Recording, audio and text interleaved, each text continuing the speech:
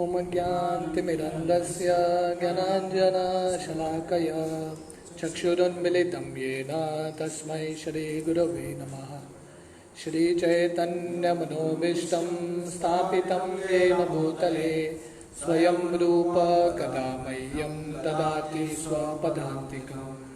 वन्देऽहं श्रीगुरो श्रीयुतः पदकमलं श्रीगुरोन् वैष्णवांश्च श्रीरूपं साग्रजातां सहगणा रघुनाथान्वितं तं सजीवं साद्वैतं सावधूतं परिजनसहितं कृष्णचैतन्यदेवं श्रीराधा कृष्णपादान् सहगणा ललिता श्रीविशाखान्वितंश्च नमो ॐ विष्णुपादाय कृष्णप्रेष्ठाय भूतले श्रीमते भक्तिवेदांत स्वामी इति नामिने।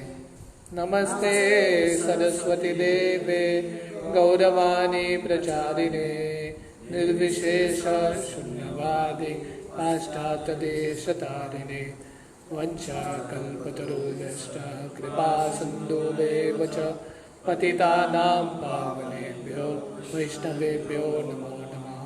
जय श्री कृष्ण चैतन्य प्रभु नित्यानंद श्री अद्वैत गदाधर श्रीवासादि गौर भक्तवृंद। हरे कृष्णा कृष्णा कृष्णा हरे हरे हरे राम राम राम हरे हरे।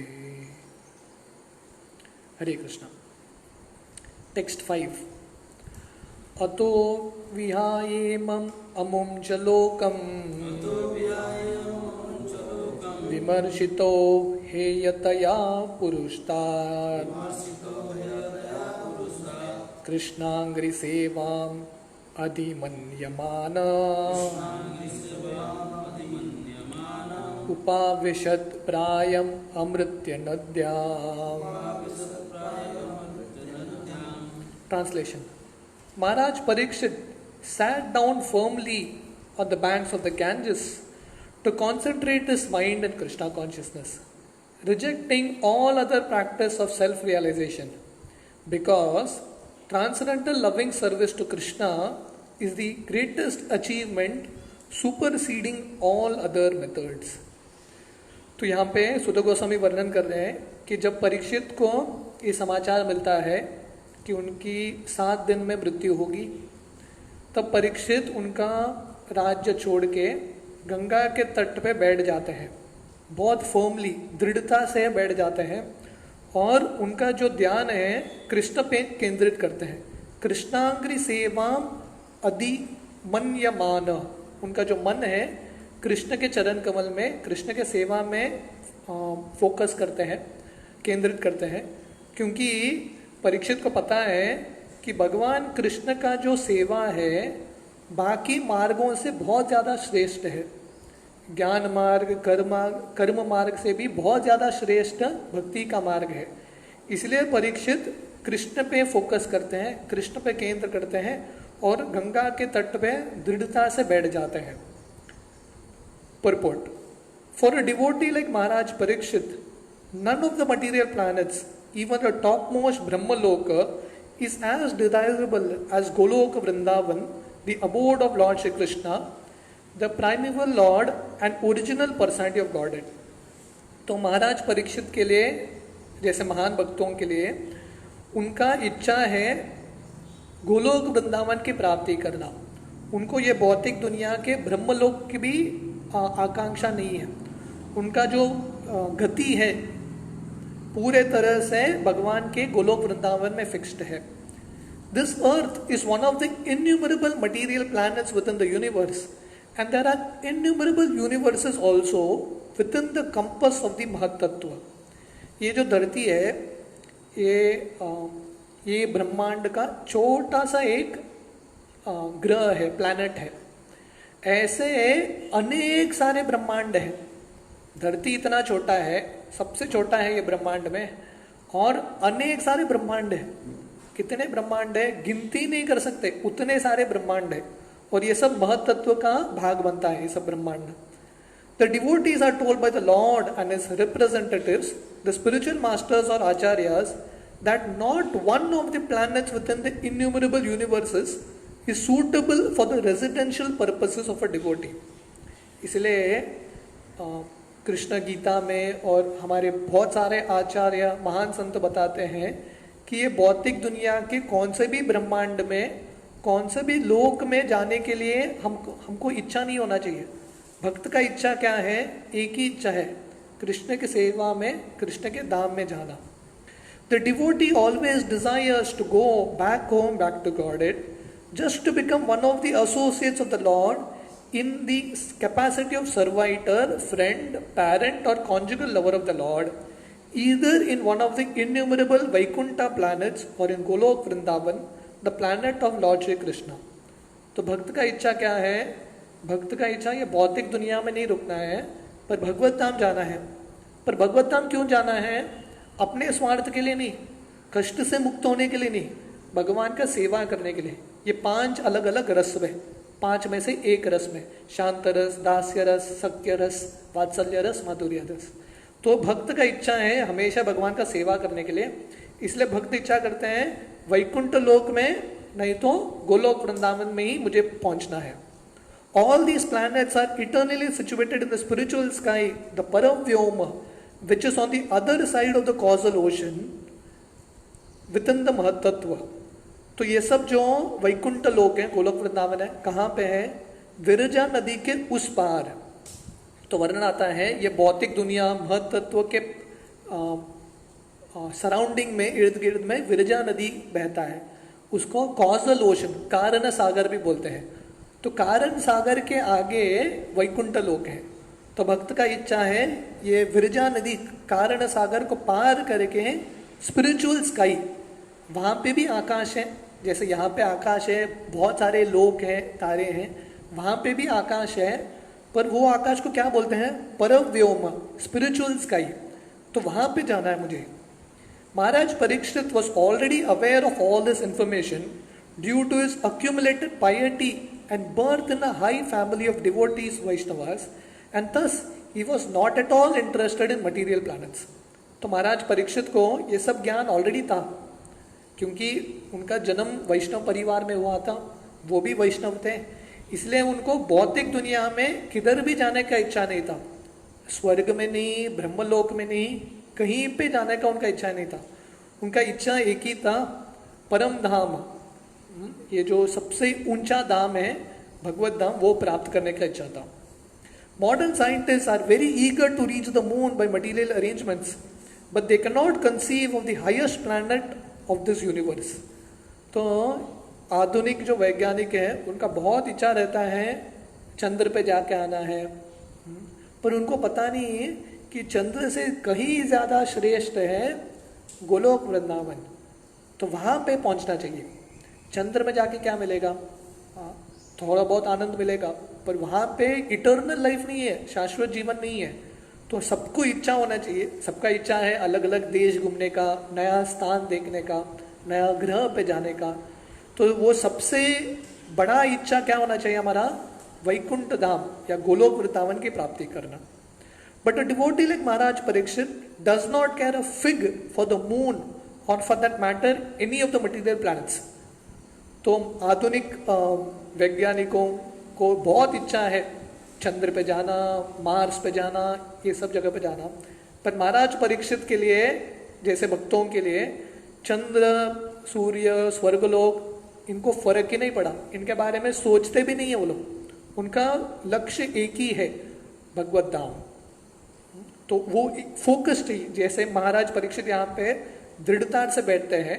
दृढ़ता से किस लिए बैठते हैं? भगवत धाम की प्राप्ति करने के लिए। तो वो दृढ़ता हमें भी होना चाहिए कि ये भौतिक दुनिया के कौन से भी लोक में मुझे नहीं जाना है, मुझे भगवत धाम जाना है। सो when he was assured of his death on a fixed date, he became more determined in the transcendental loving service of Lord Krishna by completely fasting on the bank of the transcendental river Yamuna, which flows down by the capital of Hastinapur in the Delhi state. तो जब परीक्षित को ये समाचार मिलता है कि उनके 7 दिन में मृत्यु होगी, उनका जब डेट फिक्स हो जाता है, मृत्यु का दिन, ये दिन पे आपकी मृत्यु होगी, तो परीक्षित ऑलरेडी महान भक्त हैं, पर जब वो ये समाचार मिलता है और दृढ़ता से बैठ जाते हैं, पूरा दृढ़ता के साथ कि मुझे भगवान की भक्ति करना है और वो जो सबसे ऊंचा धाम है, परम धाम है, उसकी प्राप्ति करनी है। इसलिए वो फास्टिंग करते हैं, उपाविशत, उपाविशत का मतलब है निर्जल उपवास करते हैं और बैठ जाते हैं यमुना के किनारे। तो यहाँ पे वर्णन आता है अमृत नद्याम। अमृत नद्याम का मतलब है on the bank of a transcendental river. तो ये गंगा भी हो सकता है, यमुना भी हो सकता है, क्योंकि दोनों नदियां पवित्र हैं। Both the Ganges and the Yamuna are अमृत्या, transcendental rivers, and the Yamuna still more sanctified for the following reasons. तो दोनों नदियां बहुत पवित्र हैं, गंगा भी और यमुना भी, पर यमुना गंगा से ज्यादा पवित्र है। क्यों? वो अगले श्लोक में वर्णन आता है। टेक्स्ट 6, या वै लसत् श्री तुलसी विमिश्र कृष्णांग्रिरेणु अभ्यधिक काम्बुनेत्री पुनाति लोकान उभयत्र शेषान् कस्ताम न सेवेत मरिष्यमान। Translation: The river Ganges, by which the king sat to fast, carries the most auspicious water, which is mixed with the dust of the lotus feet of the Lord and tulsi leaves. Therefore, that water sanctifies the 3 worlds, inside and outside, and even sanctifies Lord Shiva and other demigods. Consequently, everyone who is destined to die must take shelter of this river. तो यहाँ पे वर्णन आता है कि परीक्षित गंगा के तट पे क्यों बैठते हैं? क्योंकि गंगा बहुत पवित्र नदी है। या वही लसत श्री तुलसी विमिश्र, क्योंकि गंगा भगवान के चरण कमल से आती है, भगवान का चरणामृत है। भगवान के चरण कमल को धो के, और क्योंकि भगवान के चरण कमल में तुलसी है, उसके साथ मिश्रित है गंगा जल के साथ, इसलिए गंगा इतना पवित्र है कि तीनों जगत को पवित्र कर सकती है, अंदर से बाहर से। यहाँ तक कि गंगा शिव जी को भी पवित्र करती है और देवताओं को भी पवित्र करती है। इसीलिए कस्ताम न सेवेत मरिष्यमाना, इसलिए जिसका गति है कि उसका मृत्यु होने ही वाला है, मतलब जो भी जीव है जिनका मृत्यु निश्चित है, उन सब को ये नदी का आश्रय लेना चाहिए। तो जैसे परीक्षित को समाचार मिलता है कि उनकी मृत्यु आने वाली है, तो वैसे जो बद्ध जीव है हर एक को आज नहीं तो कल मृत्यु तो आएगा ही, इसलिए ऐसे पवित्र नदियों का आश्रय लेना बहुत जरूरी है। Purport: Maharaj Parikshit just after receiving the news of his death within 7 days at once retired from family life and shifted himself to the sacred bank of the Yamuna river. तो महाराज परीक्षित को जब समाचार मिलता है कि उनके 7 दिन में मृत्यु होगी, तो तुरंत विरक्ति ले लेते हैं, तुरंत छोड़ देते हैं एक क्षण में, क्योंकि उनको पता है 7 दिन बहुत कम है, भगवत धाम जाना इतना आसान नहीं है, 7 जन्म भी कम है भगवत धाम जाने के लिए। पर परीक्षित को लगा सिर्फ 7 दिन है, मेरे पास ज़्यादा समय नहीं है, इसलिए वाइंड अप करने के लिए उन्होंने ज़्यादा टाइम नहीं लगाया, तुरंत छोड़ दिया, जो होगा बाकी लोग संभाल लेंगे, तुरंत चले गए। और हालांकि श्लोक में आता है गंगा के तट पे, पर प्रभुपाद यहाँ पे लिख रहे हैं यमुना के तट पे परीक्षित बैठ गए। Generally it is said that the king took shelter of the bank of the Ganges, but according to Srila Jiva Goswami, the king took shelter on the bank of the Yamuna. तो सामान्य रूप से बताया जाता है कि परीक्षित गंगा के तट पे आके बैठते हैं, तो जीव गोस्वामी बताते हैं नहीं, परीक्षित यमुना के तट पे आके बैठते हैं। पर दोनों बहुत, कौन सा भी दृष्टिकोण से रहेगा, दोनों बहुत महत्वपूर्ण है। क्यों? क्योंकि उन्होंने स्थान अपना चेंज किया, क्योंकि उनको पता था मैं गंगा या यमुना जैसे महान भक्तों के संग में रहूंगा, इनके संगति में मेरा उद्धार होगा। इसलिए वातावरण बहुत इंपॉर्टेंट है, लोकेशन बहुत इंपॉर्टेंट है। इसलिए परीक्षित ने चुना कि मेरा लोकेशन भी मुझे बहुत इंपॉर्टेंट चाहिए। इसलिए जब कुरुक्षेत्र का युद्ध होता है, कुरुक्षेत्र क्यों चुनते हैं रणभूमि के लिए, और कहीं पे भी युद्ध कर सकते हैं, क्योंकि कुरुक्षेत्र का इतिहास था कि कुरुक्षेत्र में जो भी मरेगा वो सबको स्वर्ग की प्राप्ति होगी। इसलिए उन्होंने जगह चुना, लड़ाई के लिए, मारामारी के लिए भी जगह चुना। इसलिए जगह का बहुत महत्वपूर्णता है। इसलिए परीक्षित गंगा या यमुना के तट पे आके बैठ गए। Srila Jiva Goswami statement appears to be more accurate because of the geographical situation. तो थोड़े लोग बोलते हैं कि परीक्षित गंगा के तट पे आके बैठ गए, थोड़े लोग बोलते हैं कि परीक्षित यमुना के तट पे आके बैठ गए। जीव गोस्वामी बताते हैं, पर जीव गोस्वामी जैसे बताते हैं यमुना के तट पे आके बैठ गए, वो और ज्यादा उचित है, क्योंकि दिल्ली के पास हस्तिनापुर जहाँ पे उनका कैपिटल है, वहां के पास यमुना बहती है, गंगा थोड़ा दूर है। महाराज Parikshit resided in his capital Hastinapur, situated near present Delhi, and the river Yamuna flows down past the city. हाँ, तो परीक्षित क्योंकि हस्तिनापुर से राज्य कर रहे थे, जो आज का प्रेजेंट डे दिल्ली है, तो इसलिए यमुना दिल्ली के बहुत पास बहती है। इसलिए और ज्यादा सही है कि परीक्षित यमुना के तट पे आके बैठ गए। Naturally, the king would take shelter of the river Yamuna because she was flowing past his palace door. तो उनके महल के सामने यमुना बहती थी, तो इसलिए परीक्षित ने यमुना का आश्रय लिया। As far as sanctity is concerned, the river Yamuna is more directly connected with Lord Krishna than the Ganges. तो गंगा और यमुना दोनों पवित्र है, पर यमुना को और पवित्र माना जाता है क्योंकि यमुना का डायरेक्ट संपर्क कृष्ण के साथ हुआ है।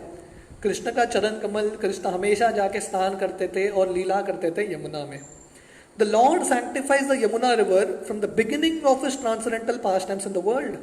तो हम सबको ये कहानी पता है कि कृष्ण जन्म लेते ही यमुना का आशीर्वाद देते हैं। हाँ, जब वसुदेव कृष्ण को लेके जा रहे हैं कंस के कारागृह मथुरा से गोकुल, तब यमुना जी बीच में आती है। तब सर पे लेके जा रहे हैं टोकरी में वसुदेव कृष्ण को, तो यमुना जी धीरे धीरे बढ़ बढ़ के कृष्ण के चरण कमल को छूती है, बाद में शांत हो जाती है। तो पहले दिन से ही, जिस दिन कृष्ण का जन्म हुआ जन्माष्टमी, उस दिन से ही कृष्ण का संपर्क यमुना के साथ है।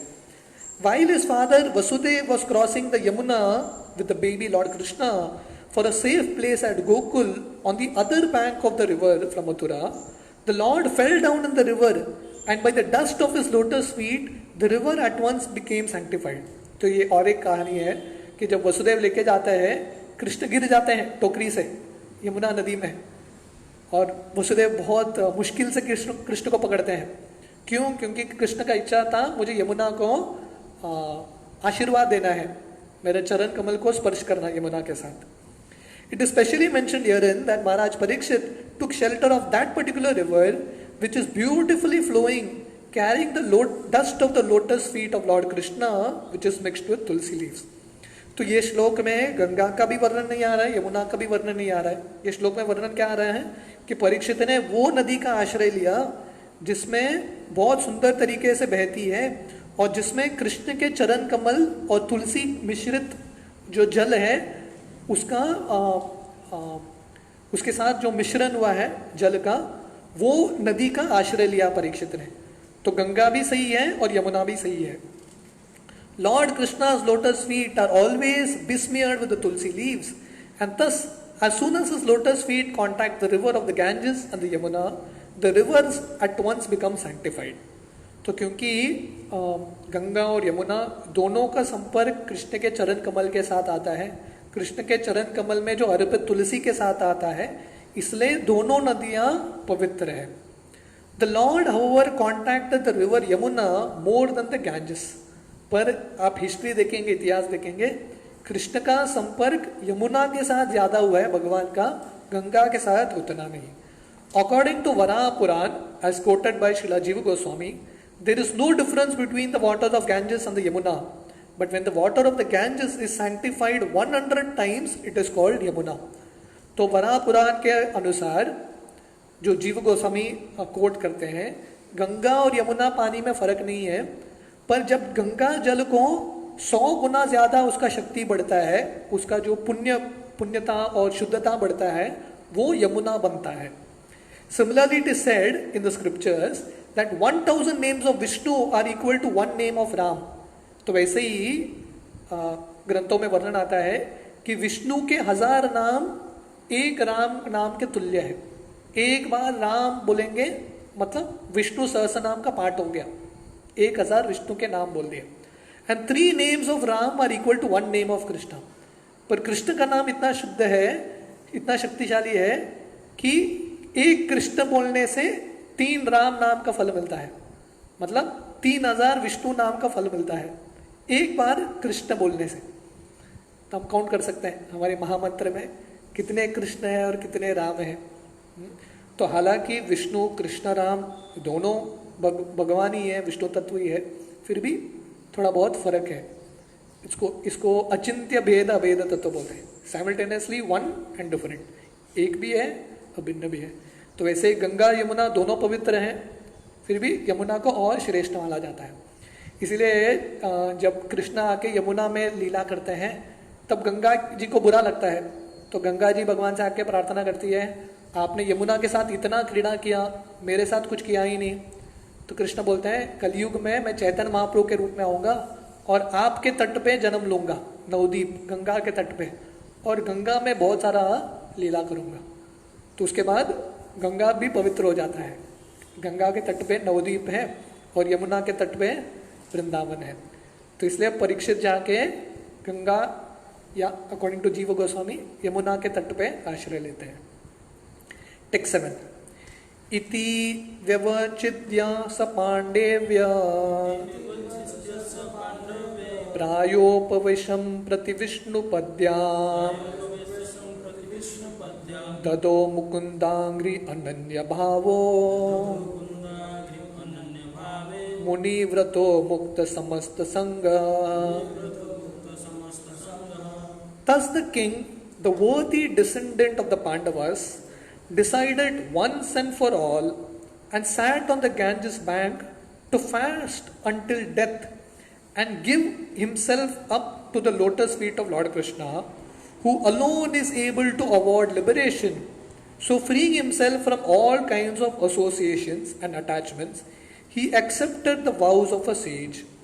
तो ऐसे परीक्षित महाराज जो पांडव कुल में उनका जन्म हुआ है और पांडव के पश्चिनों पे जा रहे हैं, तो उन्होंने क्या किया, उन्होंने निश्चय किया और उनका जो गृहस्थ जीवन है, राज्य है, सब कुछ छोड़ दिया और गंगा के तट पे बैठ गए उपवास करते हुए. और उन्होंने अपने आप को पूरा समर्पण कर दिया. किसको? ददौ मुकुंदांग्रि अनन्य भावो, अनन्य भाव के साथ मुकुंद कृष्ण के आश्रय चले गए. तो कृष्ण का नाम मुकुंद क्यों है? क्योंकि सिर्फ कृष्ण लोगों को मुक्ति दे सकते हैं. मुक्ति सिर्फ कृष्ण ही दे सकते हैं. इसलिए परीक्षित ने और किसी का आश्रय नहीं लिया, कृष्ण का ही आश्रय लिया. Who alone is able to award liberation. So इस तरह से मुनिव्रतो मुक्त समस्त संग, जितना भी संग है उनका भौतिक लोगों के साथ, अपने भौतिक कार्यों के साथ, वो सब संग, उनका जो आसक्ति है, सब कुछ छोड़ दिया और मुनि व्रतो, मुनि का व्रत ले लिया. तो परीक्षित अभी राजा नहीं है, अभी सन्यासी और मुनि बन गए. तो सब कुछ छोड़ के गंगा के तट पे बैठ जाते हैं. Purport. The water of the Ganges sanctifies all the 3 worlds, including the gods and the demigods, because it emanates from the lotus feet of the personal Godhead Vishnu. तो गंगा जल इतना पवित्र है कि तीनों जगत को पवित्र करता है. क्यों? क्योंकि भगवान के चरण कमल, विष्णु के चरण कमल से आता है. तो इसलिए गंगा के एक नाम है विष्णुपदी, विष्णु के पद से आता है Ganga. Lord Krishna is the fountainhead of the principle of Vishnu Tattva. Therefore, shelter of his lotus feet can deliver one from all sins, including an offense committed by a king unto a Brahman. तो कृष्ण कौन है? एते च अंशकला पुंस कृष्णस्तु भगवान स्वयं। जितने भी विष्णु तत्व हैं उनके सार, उनके सोत्र कृष्ण है, उनसे ही सब विष्णु तत्व आता है। जैसे एक फाउंटेन होता है ना, फाउंटेन का एक हेड होता है, वो छोटे से पॉइंट से पूरा पानी आता है बाहर। तो कृष्ण वो फाउंटेन हेड की तरह है, वहां से बाकी सब विष्णु अवतार आते हैं। तो इसलिए विष्णु का आश्रय लेने से जितने भी पाप हैं, जितने भी अपराध हैं, उससे मुक्त हो सकते हैं। कौन से पाप? यहाँ पे परीक्षित ने अनजाने में ब्राह्मण के प्रति अपराध किया है, तो इसलिए परीक्षित कृष्ण का आश्रय लेते हैं। महाराज Parikshit therefore decided to meditate upon the lotus feet of Lord Shri Krishna, who is Mukunda or the giver of liberation of all description। इसलिए महाराज परीक्षित ने निश्चित किया कि मैं कृष्ण का ही आश्रय लूंगा, क्योंकि कृष्ण ही मुझे मुक्ति दे सकते हैं मेरे पापों से और ये भौतिक जीवन से। Banks of the Ganges और Yamuna give one a chance to remember the Lord continuously।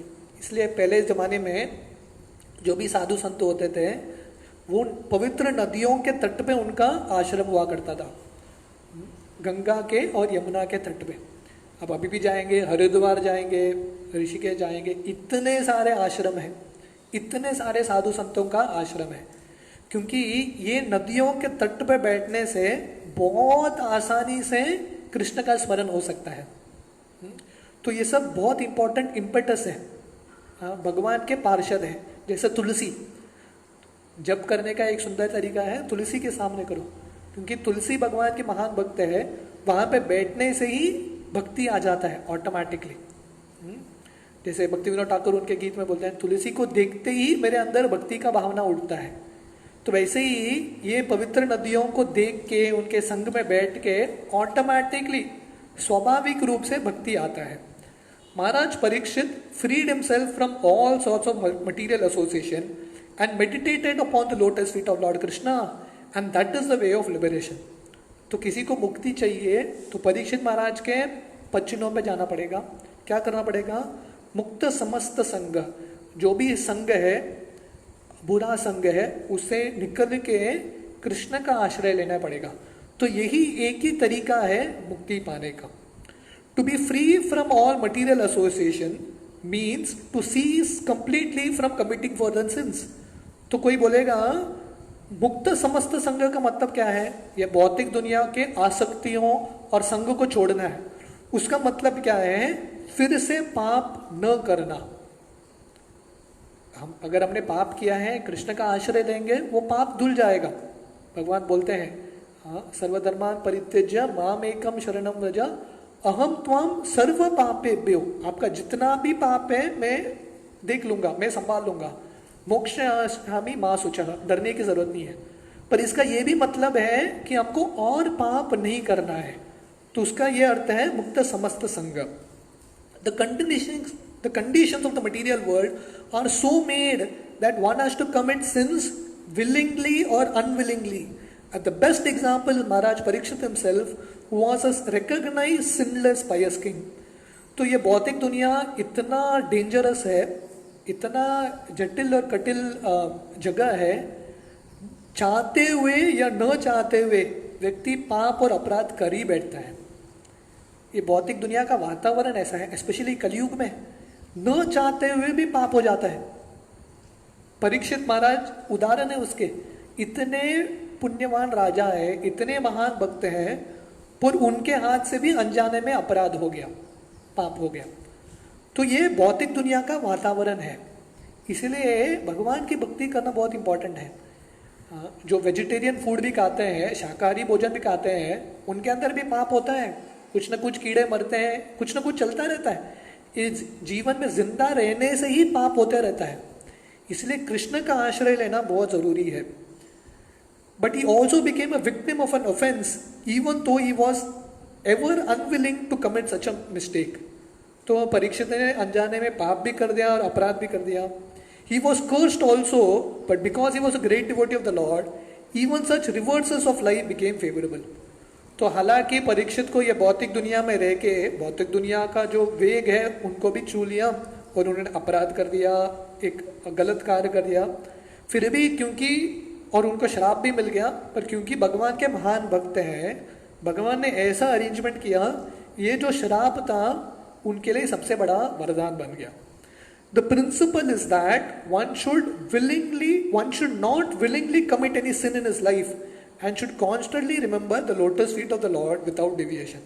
तो सिद्धांत क्या है? सिद्धांत को समझना इंपॉर्टेंट है, सार को समझना इंपॉर्टेंट है। सिद्धांत क्या है? जानते हुए हमको पाप नहीं करना है। अनजाने में हमारे वश में जब नहीं है, कब हो जाता है तो ठीक है, पर जानते हुए पाप से दूर रहना है और हमेशा कृष्ण का स्मरण, कृष्ण के चरण कमल का स्मरण और भक्ति करते रहना है। Only in such a mood will the Lord help the devotee make regular progress toward the path of liberation and thus attain the lotus feet of the Lord. तो सही मनोभावना क्या है? पहला, मुक्त समस्त संग, मतलब जानते हुए पाप न करना है। और दूसरा, ददो मुकुंदाग्री अनन्य भावो, अनन्य भाव के साथ कृष्ण का आश्रय लेना है।